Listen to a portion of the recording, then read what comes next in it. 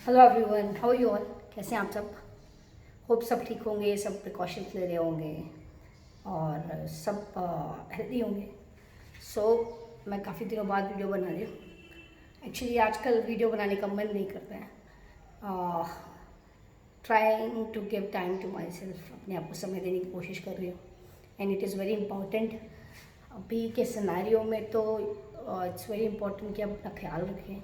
Mentally physically बहुत ज़रूरी है। मेंटली ख्याल रखना इसलिए ज़रूरी है कि कहीं ना कहीं सबको डर है मन में कि क्या पता मुझे भी ऐसा हो जाए। सो मेंटली बहुत स्ट्रांग होना है, फिज़िकली बहुत स्ट्रांग होना है, इसके लिए अपना ख्याल रखना पड़ेगा।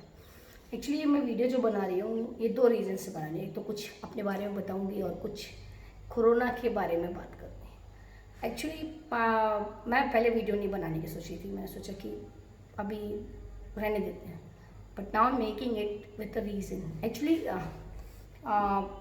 मैं रीवा को बिलोंग करती हूँ और अभी सिहोरा में पोस्टेड हूँ। तो यह ऑब्वियसली हर जगह कोरोना के पेशेंट्स हैं, तो रीवा में भी हो रहे हैं, यहाँ भी हो रहे हैं, हर जगह हो रहे हैं। मैं जब भी कोरोना के पेशेंट्स के नियर बाय लोगों के बारे में सुनती हूँ या कहीं से भी न्यूज़ आती है, तो ऐसे रिप्रेजेंट करते हैं उन पेशेंट्स को जैसे कि उन्होंने कोई क्राइम किया हो। दे आर नॉट क्रिमिनल्स, उन्होंने कोई क्राइम नहीं किया। इतने लोग पॉजिटिव पाए गए, फलाना फलाना कॉलोनी में फलाना व्यक्ति को कोरोना। अरे ऐसे नहीं, ऐसा थोड़ी है कि उसने कोई क्राइम किया है। वो भी नहीं चाह रहा था कि उसको कोरोना हो जाए। ऑब्वियसली कोई नहीं चाहेगा कि उससे कोरोना हो जाए। ना मैं चाहूँगी, ना आप चाहेंगे, ना कोई चाहेगा। जिसकी फैमिली पे के किसी मेंबर को हुआ है वो ही जानता है कि उसके ऊपर क्या बीत रही है। हम और आप समझ भी नहीं सकते हैं। सो एटलीस्ट अगर आप उनके प्रति सिंपथाइज नहीं हैं तो there is no issue, but please don't feel make them feel like a criminal. जिस तरह से न्यूज़ दी जाती है कोरोना पेशेंट्स की, ऐसा लगता है जैसे क्रिमिनल्स के बारे में बताया जा रहा है। उन्होंने कोई क्राइम नहीं किया है ना। ये किसी के साथ भी हो सकता है, मेरे साथ भी हो सकता है, किसी के साथ भी हो सकता है। सो एक बात के लिए हम लोग को मेंटली प्रिपेयर रहना चाहिए, ये एक्सेप्ट कर लेना चाहिए कि ये किसी को भी हो सकता है and it's like a flu only. But ये है बस इसके ये अननोन एनिमी है हमारा, बट है तो एक फ्लू। ये किसी को भी हो सकता है और कितना भी प्रिकॉशंस लेने के बाद अगर थोड़ी सी भी लापरवाही हो जाती है तो हो जाता है। So try to behave nicely with them. If you can't, अगर नहीं कर सकते अच्छे से बिहेव, तो एटलीस्ट कम से कम इस तरह मत बोलिए। कोई नहीं चाहता था कि उसे कोरोना हो जाए, ना कोई चाहता है ना कोई चाहेगा। एटलीस्ट सब लोग चाहते हैं कि हम पूरी लाइफ हेल्दी रहें, और अगर किसी को हो गया है तो we should respect them, we should love them, we should pray for them. जैसे अभी Amitabh Bachchan big B sir को हुआ तो सब ने प्रेयर की, ऐसे हर किसी के लिए प्रेयर करनी है। एंड नहीं कर सकते तो एटलीस्ट आप उनके बारे में कुछ ऐसा ना बोलें। It is very painful, you know. आप हम इंसान हैं, हम लोगों को ह्यूमन बीइंग बोला जाता है। ह्यूमन बीइंग तो है, पर बीइंग ह्यूमन कब होंगे ये मुझे समझ में नहीं आता। So stop behaving like they are criminals. They are not, they are like us only. जैसे किसी को मलेरिया होता है, टाइफाइड होता है, निमोनिया होता है, जॉन्डिस होता है, ऐसे कोरोना हो गया है। बट डिफरेंस ये है कि इसकी वैक्सीन नहीं है, इसकी मेडिसिन नहीं है, and it is a communicable disease. There are many communicable diseases, you know. So we should not behave the way. Actually, we should pray for them. We should help them as much as we can. And we should. Now we have to start accepting. If not take precaution, it can happen to anyone. किसी को भी हो सकता है अगर हमने precautions नहीं लिए तो. So please start taking precautions and respect the people who are facing this because they are warriors. उन्होंने वो जंग लड़ रहे हैं, और जंग जब लड़ते हैं बॉर्डर पे भी, तो हमको उनके लिए दुआएं मांगनी चाहिए। So it's a request to all कि प्लीज़ थोड़ा सा सिंपथाइज रहिए, थोड़ा सा अपने अंदर इंसानियत लाइए। And the second thing is, मैं कई दिनों से सोच रही थी ये बात बोलने को। सब लोग मुझसे पूछते हैं, कई जूनियर्स पूछते हैं, कई लोग मुझसे पूछते हैं कि क्या बैंकिंग आपने कैसे निकाली, क्या किया आपने, क्या तुरंत निकल गई थी, या इजी था या टफ था, ये क्या हुआ। तो मैं आपको बताना चाहती हूँ कि हुआ क्या। एक्चुअली मैं ज्योति स्कूल में पढ़ा रही थी। मीनवाइल मैंने आपको बताया कि मेरी बेस्ट फ्रेंड बैंकिंग की तैयारी कर रही थी। उसका नाम पिंकू है, प्रियंका गुप्ता नाम है। और उसको प्रिपरेशन का करने पर एग्ज़ाम देना था और उससे बाहर जाना अलाउड नहीं था अकेले। सो मैंने भी उसके साथ प्रिपरेशन चालू की and it was not at all an easy journey. बिल्कुल भी ईजी नहीं थी मेरी जर्नी। और एज यूजल मैं तो हेल हूँ, बिना प्रॉब्लम्स के कैसे चलेगा। जैसे जेठालाल होता है ना तारक मेहता में, उसको प्रॉब्लम्स होती हैं, ऐसे ही हेलू एज यूजल, हेलू विदाउट प्रॉब्लम्स हो ही नहीं सकती। मैं स्कूल पढ़ा रही थी, जो स्कूल में ट्यूशन्स भी दे रही थी और अपन को प्रिपरेशन भी करनी थी। और अब मैं परफेक्ट चाहती थी, परफेक्ट। रमा गोविंद में 4th फ्लोर पे नारायण सर पढ़ाते हैं, सो ग्रेट टीचर, उन्होंने पढ़ाते थे। तो मेरे साथ इशू क्या था कि मेरे पास फिक्स टाइमिंग नहीं थी कि मैं एग्जाम जाके पढ़ूंगी। तो I told to Narayan sir कि sir this is the problem and he said I am okay with it, कोई बात नहीं, आप जिस बैच में आए आके बैठ जाना। You know when I started everything was blank to मी।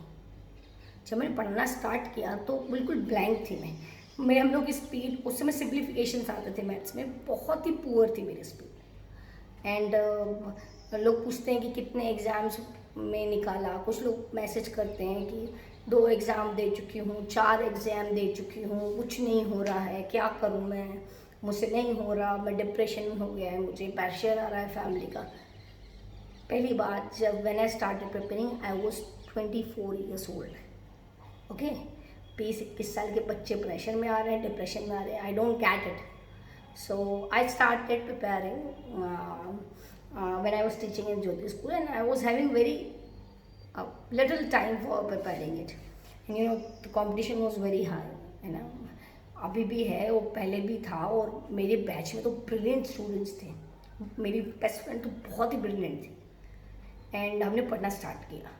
तो बिगनिंग में क्या हुआ, I don't did not use to get much time. So जो बैच में मौका मिलता था सबसे आगे, एक्चुअली नारायण सर के बैच में बहुत भीड़ होती थी, बहुत ज़्यादा। तो जहाँ मौका मिल गया, जहाँ से जगह मिल गई, आगे स्कूल लगा के बैठ गया।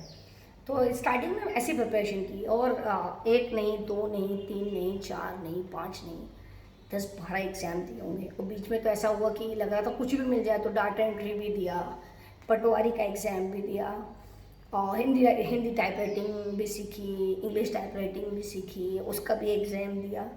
You know out of desperation, because I wanted to grow. You know I was very happy in Jyoti school, there is no doubt about it, और कोई इसमें शंका की बात ही नहीं। I was very happy and still कुछ रिस्पॉन्सिबिलिटीज़ हैं, otherwise I love to teach and you know being in Jyoti school I was very fortunate. So 10-12 exam दिए होंगे। जब स्टार्ट किया तो स्टार्टिंग में 1-2 एग्ज़ाम के बाद इंटरव्यू रिटन क्लियर हुआ। उस समय इंडिविजुअल एग्ज़ाम्स होते थे हर बैंक का अलग, तो मेरा सिंडिकेट बैंक में क्लियर हुआ था, मैं इंटरव्यू देने भी गई थी। And because of my personality, that time financial inclusion चल रहा था, they didn't find me fit for villages, so मेरा नहीं हुआ। You know after that the journey became more tougher. You know अभी तो थोड़ा ठीक था, अभी तो आपको पता ही नहीं था। जब आप करने लगे तो लोग आपसे एक्सपेक्ट करने लगे, और आप खुद से भी एक्सपेक्ट करने लगते हो। जब एक बार आपका हो जाता है तो आप खुद से भी एक्सपेक्ट करने लगते हो। SBI, RBI, normal x banking, उस समय फिर IBPS का प्लेटफॉर्म आया, मतलब common entrance exam, kind of common entrance. You know और टफ हो गया, स्पीड बढ़ानी पड़ रही थी, इंग्लिश में इकोनॉमिकल पैराग्राफ्स आने लगे थे, एंड यू नो वैसे ही इतना कम टाइम मिलता था। फिर क्या हुआ, 2013 की बात है, मैं ज्योति स्कूल में मुझे 2 साल होने को आए थे। तो ऐसा होता है, जब आप कंफर्म तो नहीं, मतलब जब आपको 1 साल हो जाते हैं तो सेकेंड ईयर से आपको गर्मियों की छुट्टी में भी सैलरी मिलती है। एंड समर कैंप फादर ने लगाया था, तो मैं क्रिकेट सिखाती थी, तो मुझे 2 सैलरी मिल रही थी।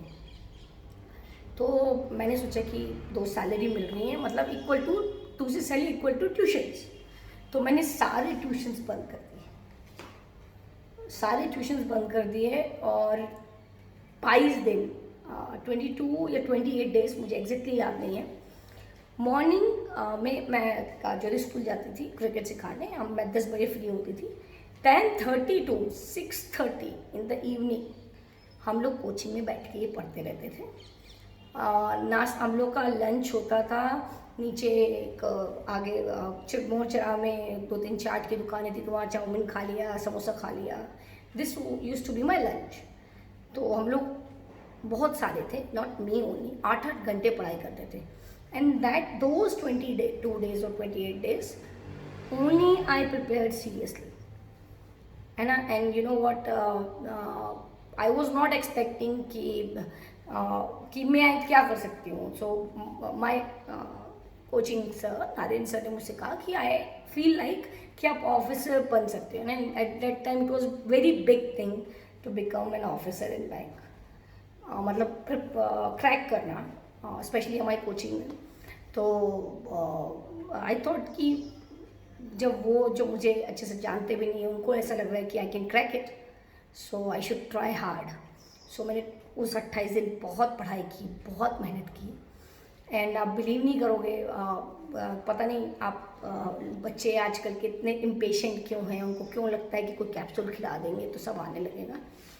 मेरा 0.04, 0.01 इवन एज होने की, कम होने की वजह से भी मेरा एग्ज़ाम में मैं टॉप से बॉटम गई हूँ। आप बिलीव नहीं करेंगे, 0.04, 0.01 तक भी मैं लिस्ट में पीछे रही हूँ। So, you know, it's not easy, and if you want to get something, you have to work hard and never think that what you have not achieved has not gained anything to you. अगर आपको नहीं मिला तो आपको एक अनुभव मिल जाता है, एक एक्सपीरियंस मिल जाता है कि वो 0.04 की मार्जिन कैसे अपन दूर करें, you know.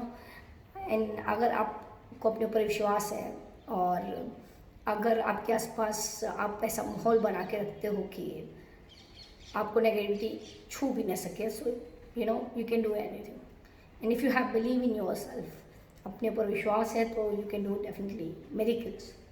So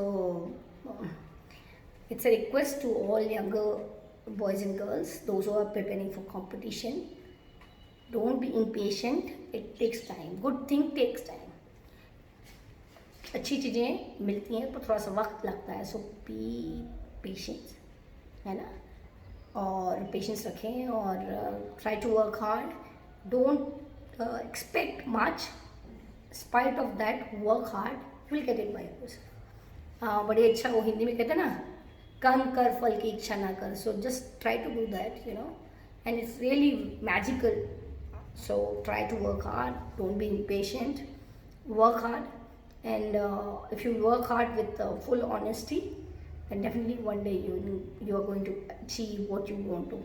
So all the best, take care everyone, take care of your health or take precautions, be sympathize and be a human being to everyone.